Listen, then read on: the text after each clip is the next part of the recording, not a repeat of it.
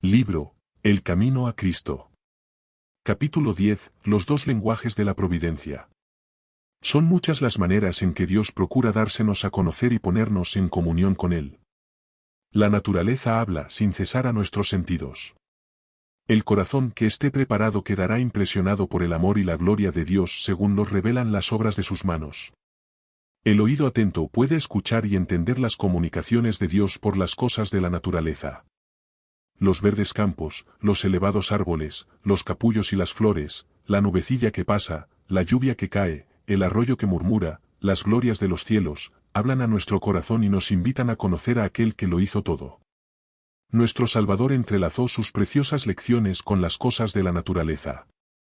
Los árboles, los pájaros, las flores de los valles, las colinas, los lagos y los hermosos cielos, así como los incidentes y las circunstancias de la vida diaria, fueron todos ligados a las palabras de verdad, para que así sus lecciones fuesen traídas a menudo a la memoria, aun en medio de los cuidados de la vida de trabajo del hombre.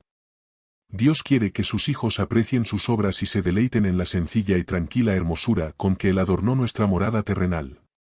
Él es amante de lo bello, y sobre todo ama la belleza del carácter, que es más atractiva que todo lo externo, y quiere que cultivemos la pureza y la sencillez, gracias características de las flores. Si tan solo queremos escuchar, las obras que Dios creó nos enseñarán preciosas lecciones de obediencia y confianza.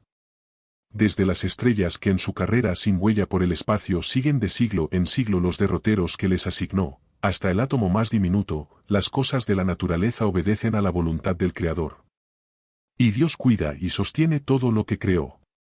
El que sustenta los innumerables mundos diseminados por la inmensidad, también tiene cuidado del gorrioncillo que entona sin temor su humilde canto. Cuando los hombres van a su trabajo, o están orando, cuando se acuestan por la noche o se levantan por la mañana, cuando el rico se sacia en el palacio, o cuando el pobre reúne a sus hijos alrededor de su escasa mesa, el Padre Celestial vigila tiernamente a todos. No se derraman lágrimas sin que Él lo note. No hay sonrisa que para Él pase inadvertida.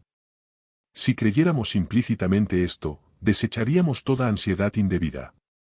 Nuestras vidas no estarían tan llenas de desengaños como ahora, porque cada cosa, grande o pequeña, se dejaría en las manos de Dios, quien no se confunde por la multiplicidad de los cuidados, ni se abruma por su peso.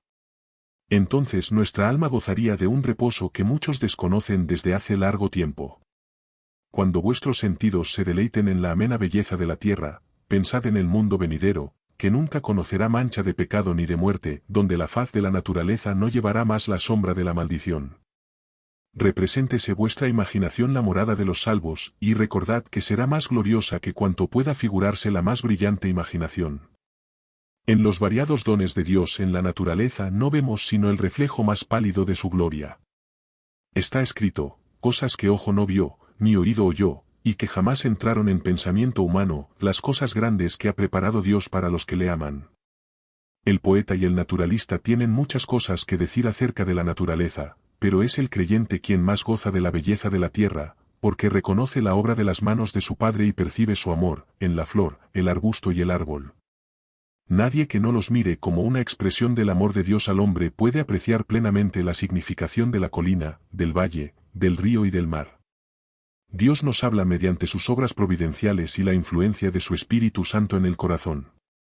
En nuestras circunstancias y ambiente, en los cambios que suceden diariamente en torno nuestro podemos encontrar preciosas lecciones, si tan solo nuestros corazones están abiertos para recibirlas.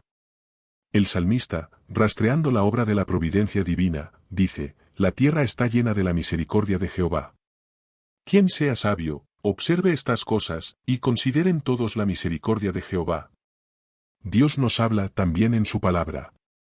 En ella tenemos, en líneas más claras, la revelación de su carácter, de su trato con los hombres y de la gran obra de la redención. En ella se nos presenta la historia de los patriarcas, profetas y otros hombres santos de la antigüedad. Ellos estaban sujetos a las mismas debilidades que nosotros. Vemos cómo lucharon entre descorazonamientos como los nuestros, cómo cayeron bajo tentaciones como hemos caído nosotros y sin embargo cobraron nuevo valor y vencieron por la gracia de Dios, y recordándolos, nos animamos en nuestra lucha por la justicia. Al leer el relato de los preciosos sucesos que se les permitió experimentar, la luz, el amor y la bendición que les tocó gozar y la obra que hicieron por la gracia a ellos dada, el Espíritu que los inspiró enciende en nosotros un fuego de santo celo, un deseo de ser como ellos en carácter y de andar con Dios como ellos. El Señor Jesús dijo de las Escrituras del Antiguo Testamento, y cuanto más cierto es esto acerca del Nuevo, ellas son las que dan testimonio de mí, el Redentor, aquel en quien se concentran vuestras esperanzas de la vida eterna. Sí, la Biblia entera nos habla de Cristo. Desde el primer relato de la creación, de la cual se dice, sin él nada de lo que es hecho, fue hecho, hasta la última promesa, he aquí, yo vengo presto, leemos acerca de sus obras y escuchamos su voz. Si deseáis conocer al Salvador, estudiad las Santas Escrituras. Llenad vuestro corazón con las palabras de Dios. Son el agua viva que apaga vuestra sed.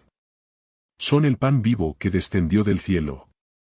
Jesús declara, a menos que comáis la carne del Hijo del Hombre, y bebáis su sangre, no tendréis vida en vosotros. Y al explicarse, dice, las palabras que yo os he hablado espíritu y vida son. Nuestros cuerpos viven de lo que comemos y bebemos, y lo que sucede en la vida natural sucede en la espiritual, lo que meditamos es lo que da tono y vigor a nuestra naturaleza espiritual. El tema de la redención es un tema que los ángeles desean escudriñar, será la ciencia y el canto de los redimidos durante las interminables edades de la eternidad. ¿No es un tema digno de atención y estudio ahora? La infinita misericordia y el amor de Jesús, el sacrificio hecho en nuestro favor, demandan de nosotros la más seria y solemne reflexión. Debemos espaciarnos en el carácter de nuestro querido Redentor e Intercesor. Debemos meditar en la misión de aquel que vino a salvar a su pueblo de sus pecados. Cuando contemplemos así los asuntos celestiales, nuestra fe y amor serán más fuertes y nuestras oraciones más aceptables a Dios, porque se elevarán acompañadas de más fe y amor. Serán inteligentes y fervorosas. Habrá una confianza constante en Jesús y una experiencia viva y diaria en su poder de salvar completamente a todos los que van a Dios por medio de Él. Mientras meditemos en la perfección del Salvador desearemos ser enteramente transformados y renovados conforme a la imagen de su pureza. Nuestra alma tendrá hambre y sed de llegar a ser como aquel a quien adoramos.